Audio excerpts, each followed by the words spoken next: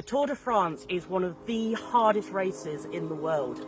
It lasts 3 weeks and is made of individual day stages, which can be hundreds of kilometres long. Just winning one stage is the professional highlight of many cyclists, and winning the whole race is beyond the wildest dreams of all but the greatest riders. The Italian Gino Bartali was one of those riders.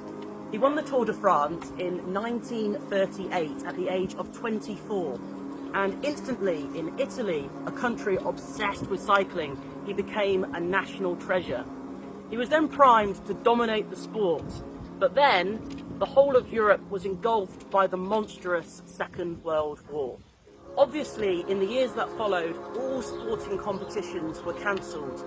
The years which would have met Bartali at his physical peak. But in that time, Bartali put his supreme cycling talent and his immense fame to very good use. He joined the anti-fascist resistance and then played a pivotal role in the network set up to save the lives of hundreds of Italian Jews.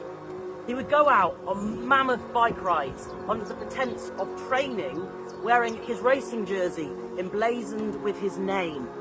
So any fascist police or German troops would instantly recognise him and let him pass. So all the while, Bartali had hidden in the bike tubes and handlebars secret documents and photos, which he'd relay to safe houses, which would be then used to forge passports for Jewish families to escape over the border into neutral Switzerland.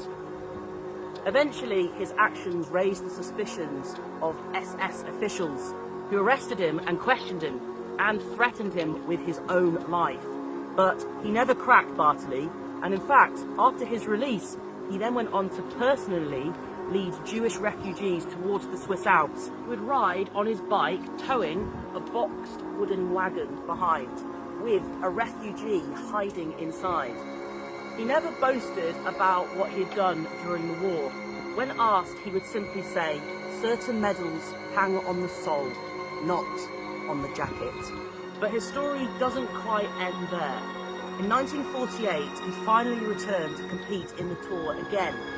But halfway around, he was struggling big time. And that night, meanwhile back at home in Italy, the Italian leader of the Communist Party there had almost been assassinated, and the whole of Italy was in complete political turmoil, on the edge of civil war.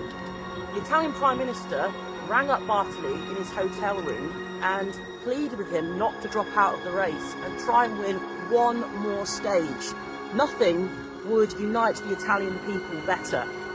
So, Bartali then went on to win the next 3 stages in a row, snatching overall lead of the race, and then he held on to that lead over the remaining days all the way to the finish line in Paris. By that point, the whole of Italy was in total celebration, and any risk of political bloodshed had faded away. Gino Bartali, what a man.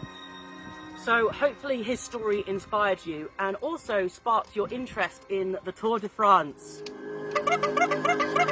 Vive le Tour!